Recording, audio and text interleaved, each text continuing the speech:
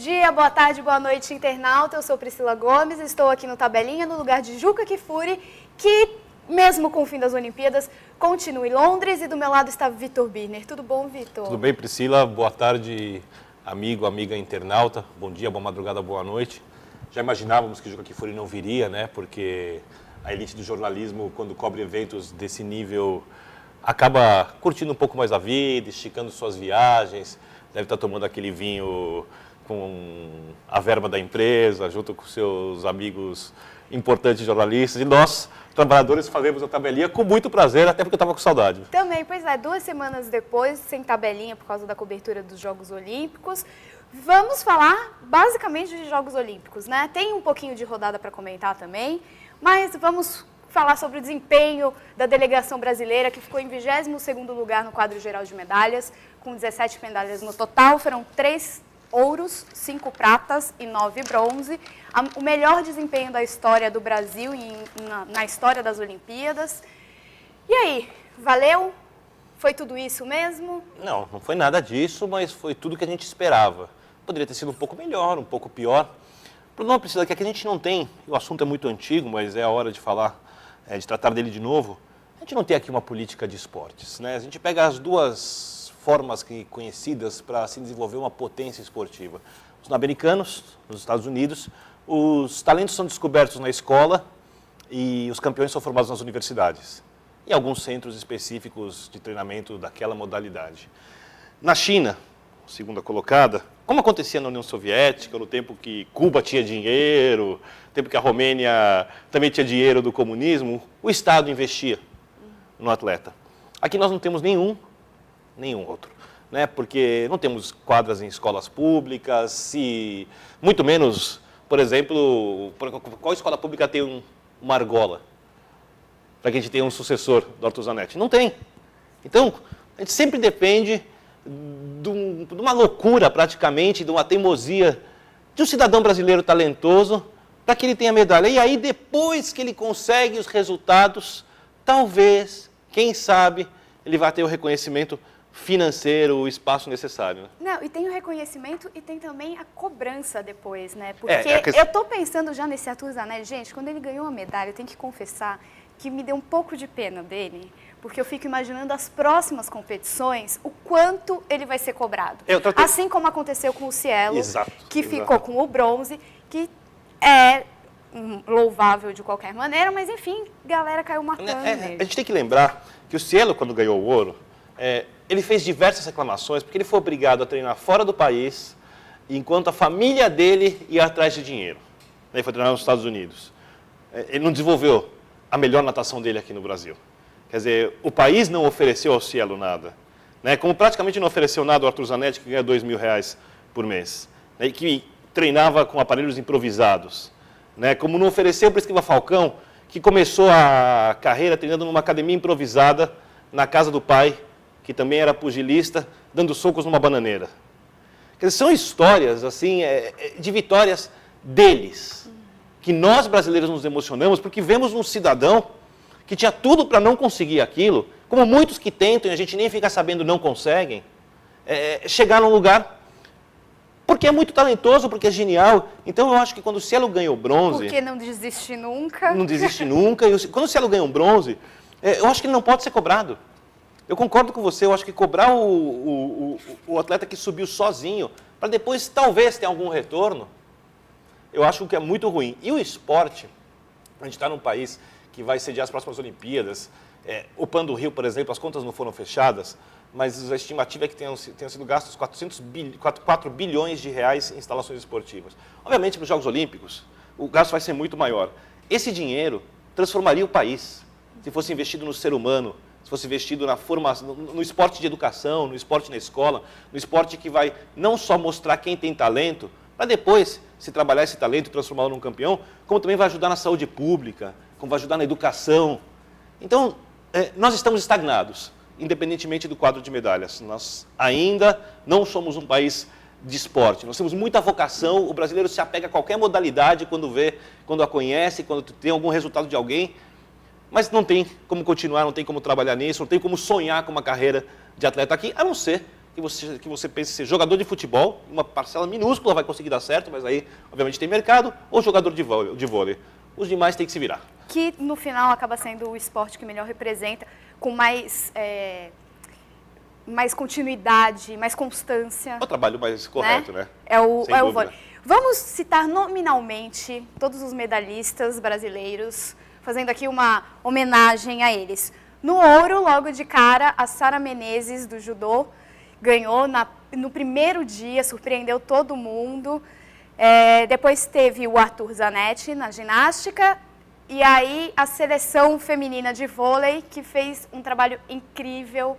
Estava indo mal, ninguém estava muito acreditando, discutiram muito dentro e fora de quadra.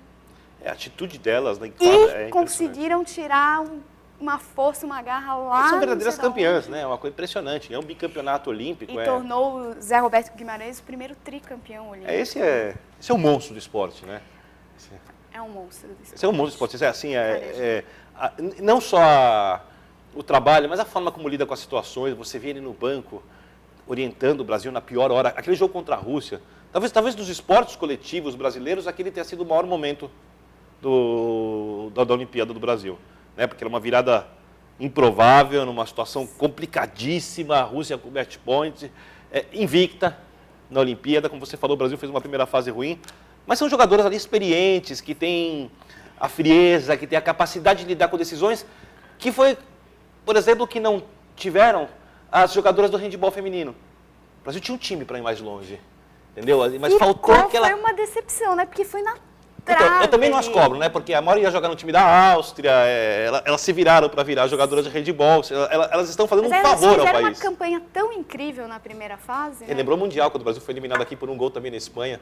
Quer dizer, ali falta um pouquinho do preparo psicológico para transformar, para conseguir superar esse complexo de vira-lata. Né? Que, de uma maneira geral, acho que falta para todo atleta brasileiro, né? E não culpa deles, que fique claro. Acho que dinheiro para investir em psicólogos o COB tem de sobra.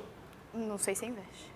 Não investe como deveria. A gente, eu só levantar quantos psicólogos havia na delegação brasileira que foi a Londres. Pouquíssimos. Antes da gente passar para o pessoal prateado, quero só saber de você, você falou da seleção feminina, elas só passaram para as fases finais, para a fase final, né, para as quartas de finais, porque os Estados Unidos venceu a Turquia, e aí lá pela pontuação, pelo critério de desempate, chegamos na semifinal. Você acha que as americanas se arrependeram de não entregar o jogo? Você acha que elas teriam entregue o jogo se soubessem que o Brasil ia ter essa recuperação incrível? Entregar o jogo é falta de caráter, né? É uma coisa inadmissível no esporte. Ainda mais para eliminar uma seleção que futuramente elas poderiam enfrentar. Se houvesse um regulamento assim maluco, esdrúxulo, tipo, vou perder e aí eu vou ser campeão. Aí fazer o quê? O esporte é uma competição. Agora, não era o caso. Não era o caso. Então eu acho que elas agiram correto. Elas fizeram a mesma coisa que eu teria feito no lugar delas. Eu sei que tem gente que pensa de outra forma, mas... Tanto que a gente tem a história do basquete da Espanha, né? Eu não entendo isso. Se eu estivesse jogando lá, eu ia querer que meu time ganhasse. Não importa se estava prejudicando o meu arqui-inimigo ou não, se fosse... Né? Você vai para ganhar. Eu imagino que elas acreditavam que poderiam vencer o Brasil, que poderiam ter ido mais longe. Acho que todo mundo deveria pensar assim. Que, aliás, essas Olimpíadas tiveram bastantes polêmicas, muitas polêmicas sobre entregar, né, jogo. Quem entregou, quem deixou de entregar. Mas vamos falar dos prateados brasileiros. Handebol, basquete. Thiago Pereira da natação, que na surpresa superou o Michael Phelps, todo poderoso, no 400 medley. Uma surpresa, né? Um campeão do PAN, mas a gente achava que em Jogos Olímpicos não conseguiria o resultado e conseguiu, quer dizer, uma boa surpresa. Phelps. Mas são de menos, o cara é tão bom que quando ele bate na trave a gente tem que vibrar. Alisson e Emanuel, do vôlei de praia, que também ficaram com a prata. É um resultado também excelente, assim, por mais que pudesse se esperar o ouro, quem assistiu o jogo da final... Foi incrível também. Dificílimo, conseguiram se recuperar no tie-break, aí perderam exatamente nos últimos 2 pontos, depois uma recuperação impressionante. Aqui a gente está falando de atletas de alto nível, competindo no limite, num torneio importantíssimo. Não dá para culpar X ou Y. Do mesmo jeito que ganhou, do jeito que perdeu, poderia ter ganho. E do mesmo jeito que, por exemplo, o Arthur Zanetti ganhou a medalha de ouro, ela poderia ter ficado com o chinês, ele poderia ter ficado com a prata, aí era o detalhe, Ia ser a gente tem que incrível, reverenciar. igualmente.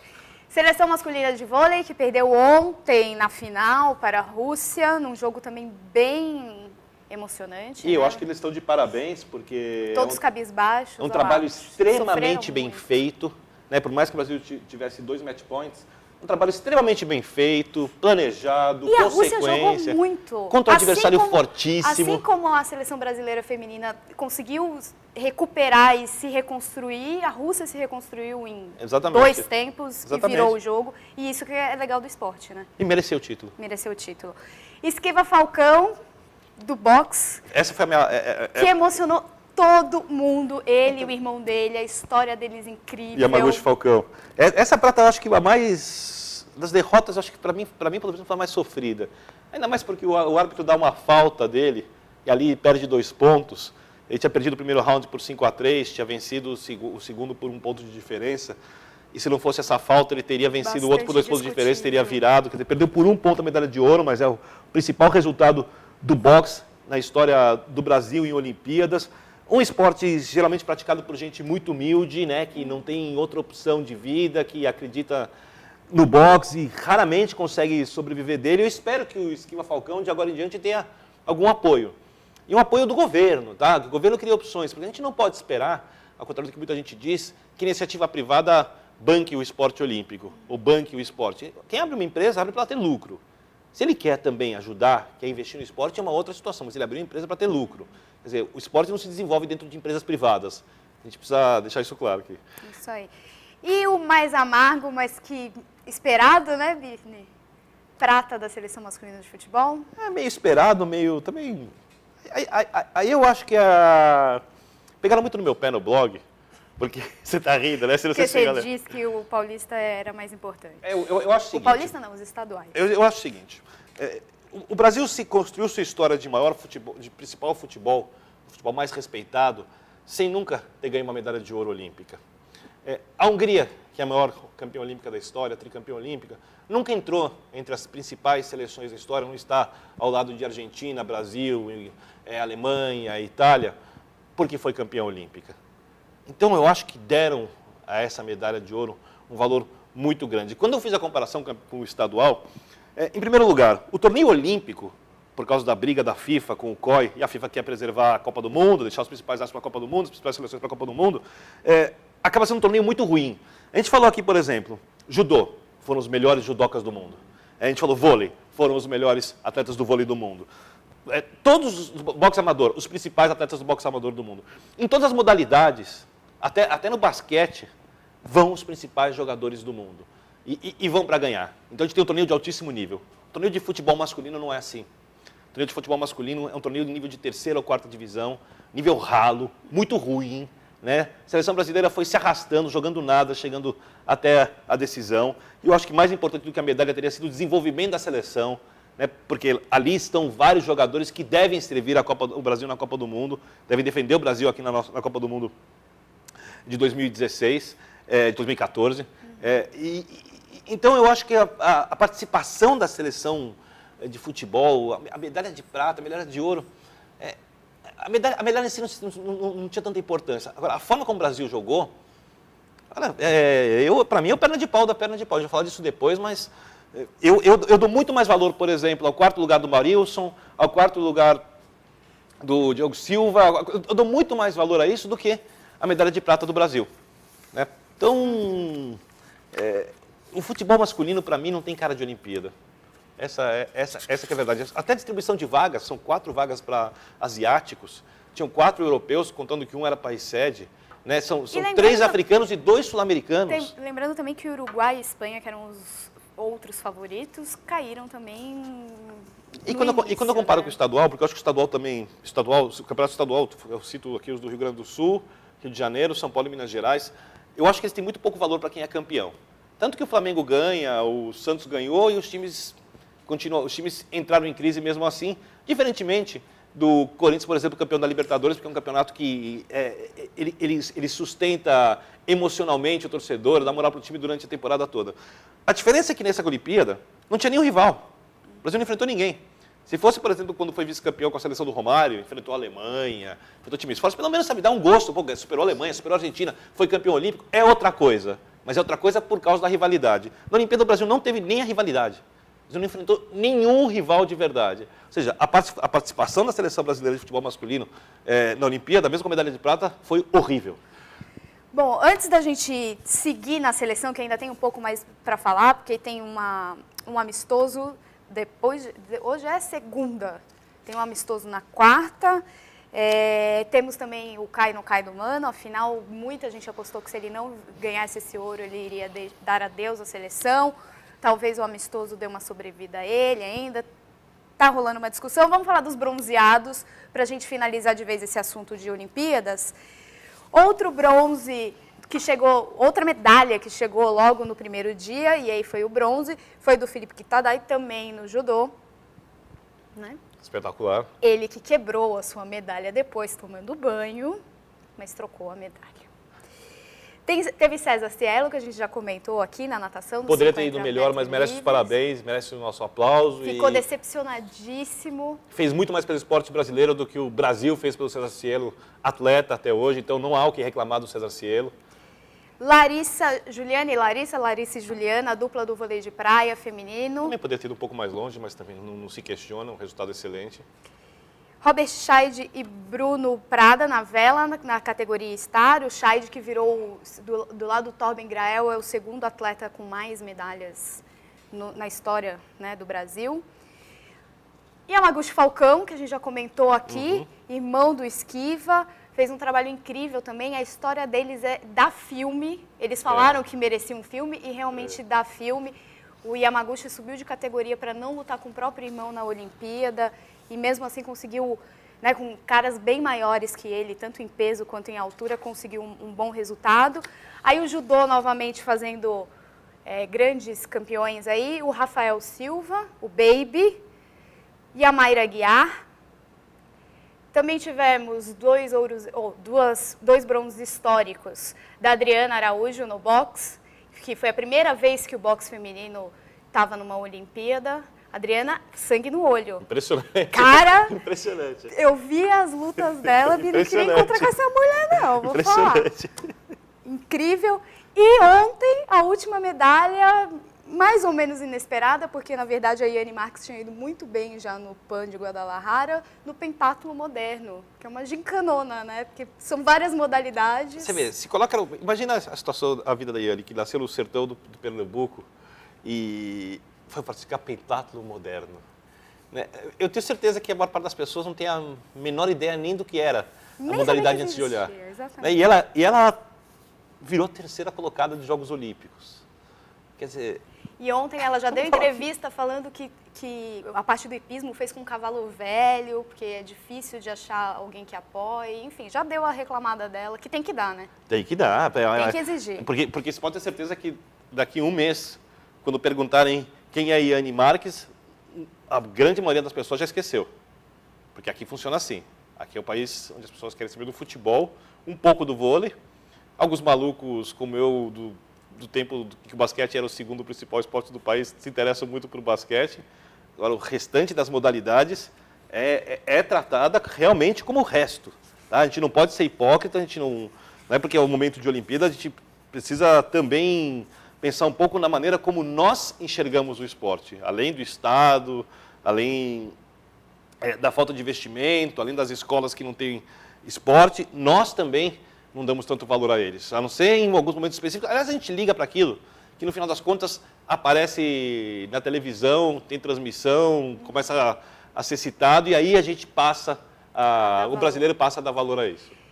Agora, assim, para finalizar, a gente recebeu aqui o quadro de medalhas completo. Ficou primeiro Estados Unidos com 104 medalhas, a China em segundo lugar com 88, a Grã-Bretanha, a Inglaterra com 65. O Brasil, como eu já havia dito no início, ficou em 22º lugar. Para 2016, COB pretende ficar, a vontade do COB é que fique entre os 10 primeiros, chegando a mais ou menos aí 25 medalhas. Se o Brasil ganhasse 25 medalhas nessa Olimpíadas, ficaria em sexto um total... Bom, 25 medalhas, mas não fala exatamente quais são, porque critério de desempate é o ouro. Mas Você acha que é uma aspiração pequena o COB querer só 25 medalhas no final? Eu acho.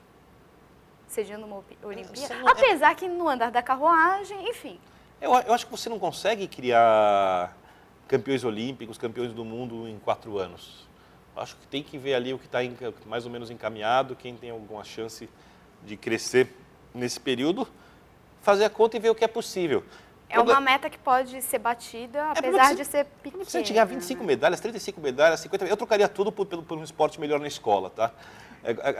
Agora eu fico olhando aqui, por exemplo... a medalha vai ser reflexo, deveria pelo menos ser reflexo disso. Porque eles falaram que eles querem mudar de 8 modalidades que ganharam né, nos últimos tempos para 13 por exemplo, modalidades o atletismo tinha ganho medalhas em Sydney, em Atenas, em Pequim, por exemplo... Passou em branco. Passou em branco. E ninguém vai me convencer que o Brasil não tem gente capaz de conseguir medalhas nas modalidades, nas provas de atletismo. Aí eu fico olhando, por exemplo, o Irã ficou à frente do Brasil. Tudo bem que é especificamente por causa dos velocistas, a Jamaica ficou à frente do Brasil. Gente. O que é o Bolt e sua tropa e o quarteto? Quer dizer, o Brasil não poderia ficar atrás. Tudo bem que acontece por causa das provas de corrida, o Brasil ficou à frente, mas a Etiópia tem o mesmo número de medalhas de ouro do Brasil. Nós somos a 6ª economia do mundo, né? Com um país com vocação para esporte, com gente que ama esporte, que poderia praticar diversos tipos de modalidades. Então tem que usar esse momento da Olimpíada, eu sei que é um pouco chato isso, para reflexão, Priscila. Eu acho, pelo menos, não vai ser a quantidade de medalhas na Olimpíada do Rio, na Olimpíada do Brasil, que vai mostrar se o esporte brasileiro está evoluindo ou não. É a cultura de esporte que vai ser criada aqui, se é que vai ser criada. Mas que já era para estar sendo, né? Muito já tempo. Era para ter começado... Caiu meu ponto. Já era para ter começado há muito tempo. Máximo, hein? Vamos... Fez um salto sem vara por aqui. O ponto não aguentou mais também. Vamos agora para o chuteira de ouro e perna de pau, que ainda tem a ver com Olimpíadas.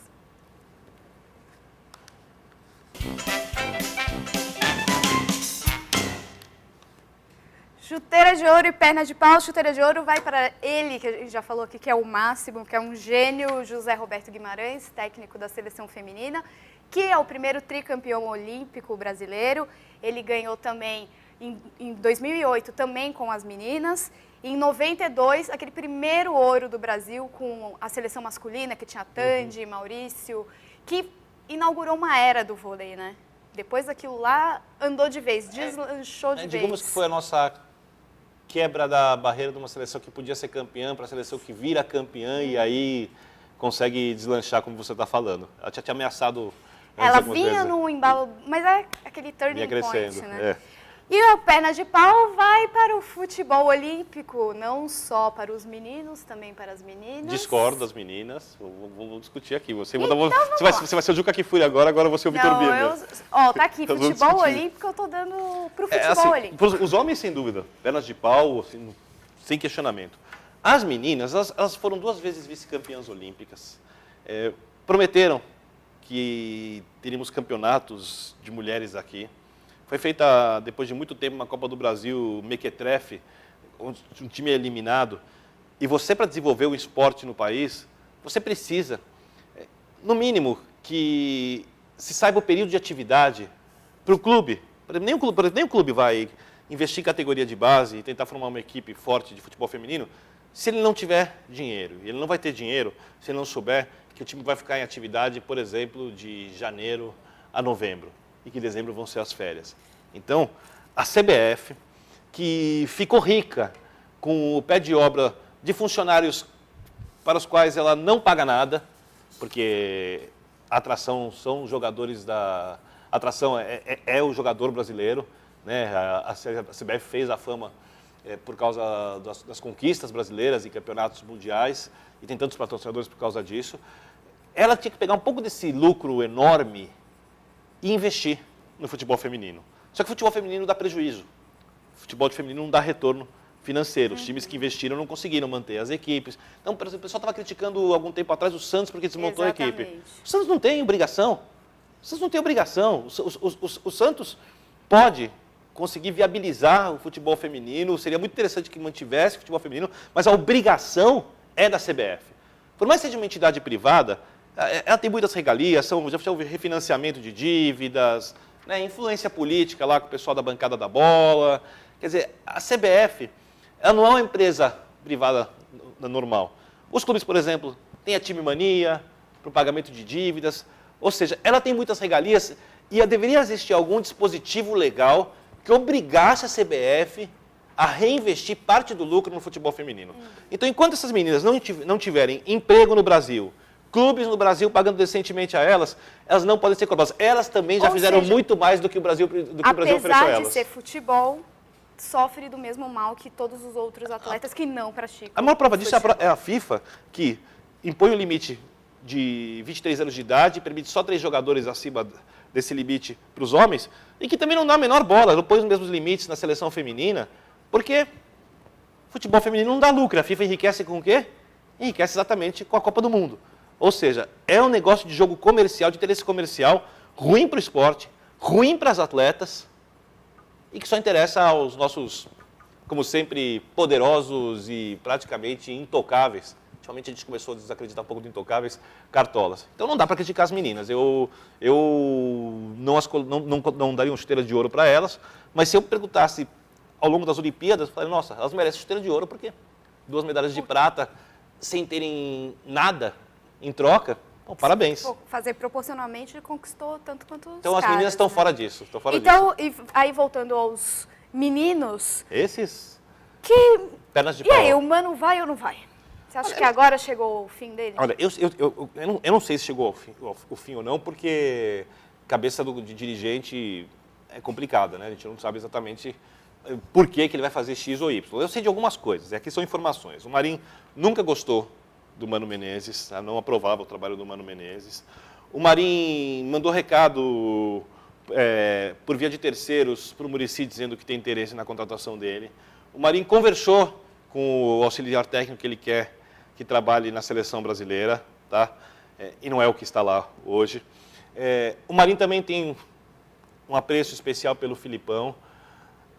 E o trabalho do Mano nesses 2 anos desenvolveu muito pouco essa reformulação do futebol brasileiro. Por mais que a gente não tenha uma safra de jogadores espetaculares, de atletas capazes, por exemplo, nesse momento de conseguir resultados como os da Espanha, que tem ali jogadores melhores que os do Brasil, principalmente no meio-campo, mais bem preparados, a seleção ainda joga menos do que pode. E a gente vê algumas coisas, por exemplo, convocou o Hulk, jogador acima de 23 anos, deixou ele no banco, então fez uma má escolha. Então, há sérios problemas no trabalho do Mano. Eu sei que muita gente discorda de mim, eu não acho o Mano um mau treinador, eu acho o Mano um bom treinador, só que o trabalho dele na seleção brasileira não é bom. Faltam 2 anos para a Copa do Mundo e o Marinho precisa tomar uma decisão porque alguma coisa tem que acontecer. Ou ele realmente aposta no Mano, não sei por quais razões, porque o Mano não deu esses motivos, ou ele faz a substituição e veremos o que vai acontecer. O meu nome preferido para a seleção brasileira seria o de Luiz Felipe Scolari, porque eu nunca vi o time do Filipão andar em campo, a não ser o Chelsea, ali os problemas foram outros. O Filipão conseguiu ganhar campeonatos pelo Grêmio, pelo Criciúma e pelo Palmeiras com equipes inferiores a outras no mesmo torneio, ou seja, ganha com times piores que os dos rivais, porque conhece essa situação de Copa do Mundo, porque ia ter a aprovação de boa parte do povo e aí teria uma certa facilidade para fazer o trabalho. Eu acho que seria o melhor nome, mas o primeiro nome do Marinho é o do Muricy. E você acha que vai ser o Muricy? O que você falou? Não você sei. prefere o Filipão? Aí seria um palpite. Aí seria E um... quem A gente pode, Vamos fazer um bola de cristal também do bola de cristal que vai ser o nome técnico. Eu acho que o Mano não fica. Meu palpite é que o Muricy vai ser o técnico, mas é só um palpite. E o que você acha que o Muricy pode trazer aí de bom para a seleção?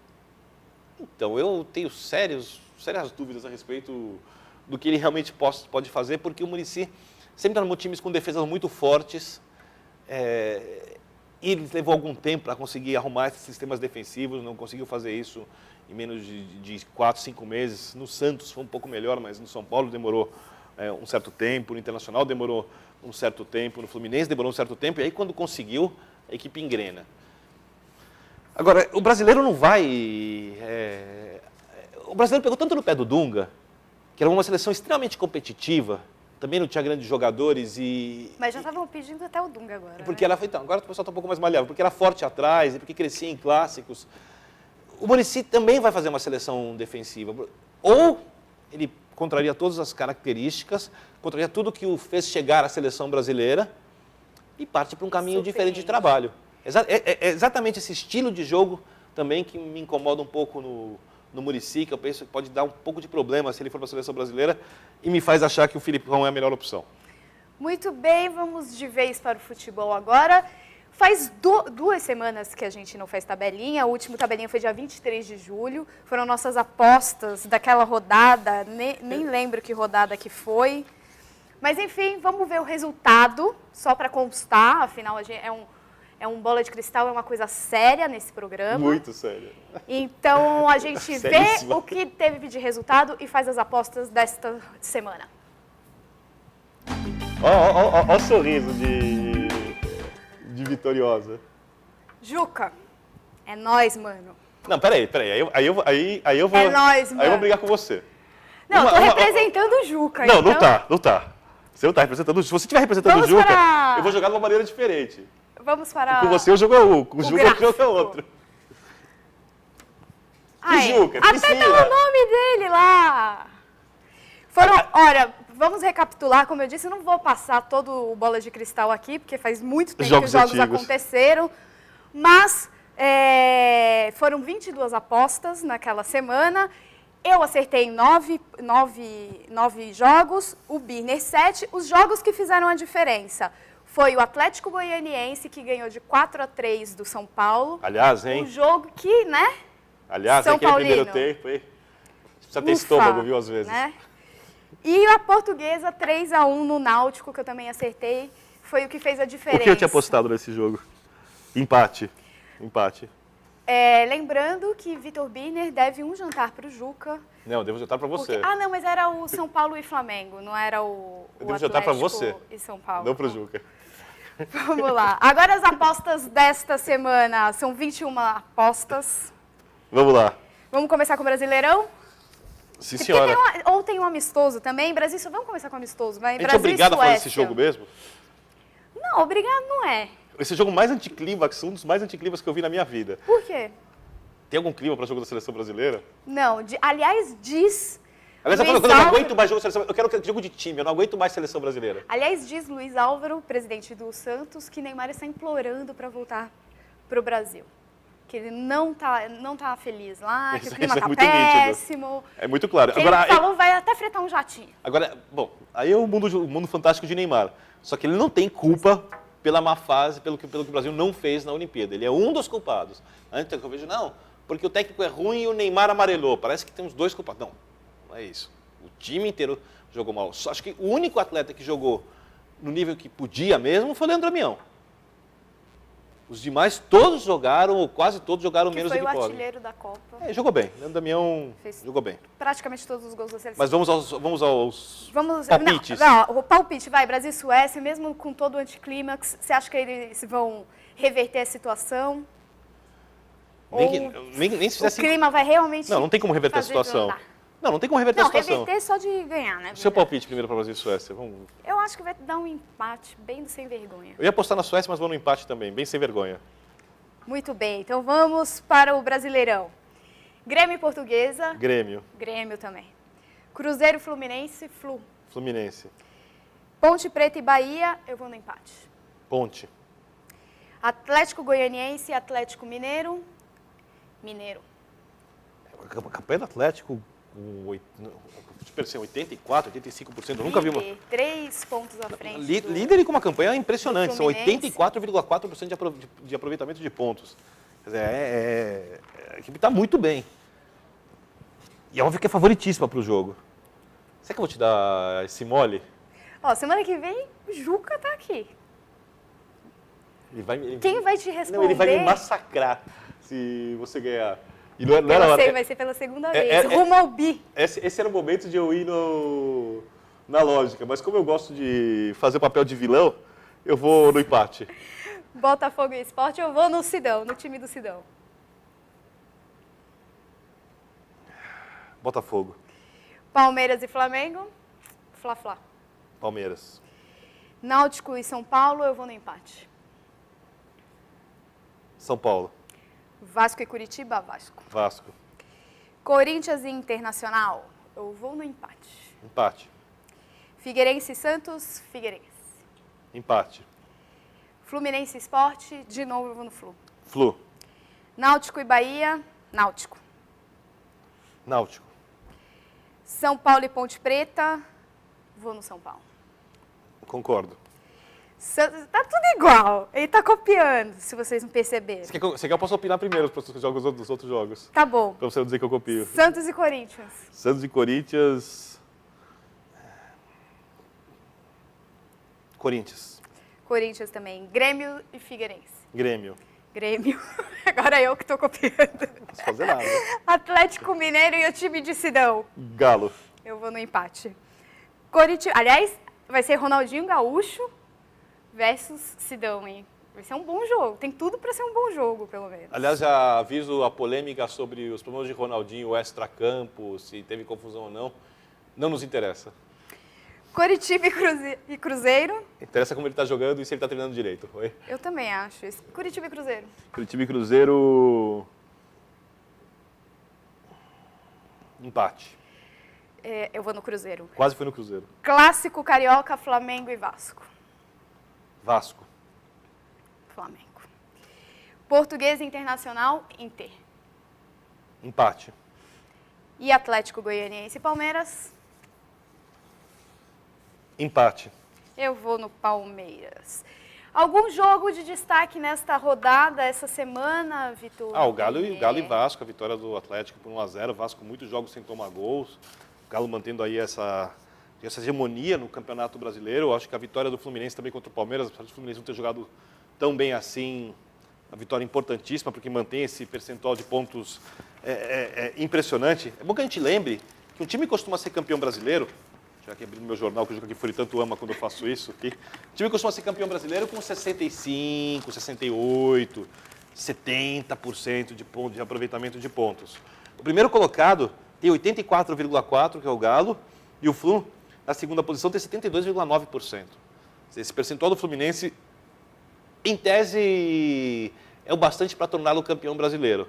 A questão é saber se o Galo vai conseguir ou não manter essa campanha sensacional. Eu acho que não consegue, como eu acho que o Fluminense também não sustenta esse percentual de pontos, mas essa distância que as equipes estão abrindo agora vai fazer uma certa diferença lá na frente. Desse final de semana também, pode destacar essa virada do Grêmio. O São Paulo jogou bem o primeiro tempo, perdeu alguns gols, o Luxemburgo mexeu corretamente no time, e o São Paulo acabou tomando os gols de cabeça, exatamente como aconteceu contra o Fluminense. Tem um seríssimo problema, e não adianta jogar bem, porque todo mundo cruza a bola na área, se pecar muito na jogada aérea. E eu quero destacar também aqui a vitória do Corinthians de virada contra o Curitiba. O time está se recuperando, está crescendo, ainda não mostra o futebol da equipe da Libertadores, mas já tem uma certa consistência. E no final do turno a gente tem um jogo de São Paulo e Corinthians que deve mexer bastante com os torcedores das duas equipes. E como é que está lá embaixo da tabela, você que está? O Atlético Goianiense tem 11 pontos, mas fez 2 bons jogos aqui, tanto contra o Corinthians quanto diante do Santos. Não conseguiu sustentar o resultado, mas conseguiu marcar razoavelmente bem. Então, se esse padrão de futebol for mantido, o torcedor do Dragão começa a ter uma esperança de que o time cresça. O Figueirense tem o mesmo número de pontos, também está oscilando bastante, não se firmou. O Bahia é um time que, apesar de estar acima deles com 13 pontos, assusta o futebol que o Bahia não consegue jogar. O time, ali eu noto que falta mesmo um desempenho melhor. O Palmeiras está na zona do rebaixamento, mas, por exemplo, ontem fez um jogo de igual a igual contra o Fluminense, então, se mantiver também esse padrão de jogo, não vai cair. O Sport oscila muito, tem 14 pontos, é o primeiro colocado, é o time com pior colocação entre os que não cairiam hoje. O Curitiba é um time que me assusta também, desde a Copa do Brasil oscila muito, tem uma defesa frágil, até que na frente cria muito, perde vários gols. O Santos acho que deve se recuperar. O Náutico também, aí o time pode cair um pouquinho, o Português faz uma campanha boa. Eu acho que geralmente a gente tem muitas alterações no Campeonato Brasileiro, do primeiro para o segundo turno. A gente vai ter algumas, mas eu acho que menos do que a gente se acostumou a ver nas outras temporadas. No final, a saída temporária do Neymar, do Ganso lá para a seleção, realmente fez diferença para o Santos? Do Agora Neymar. no O Ganso... brasileiro?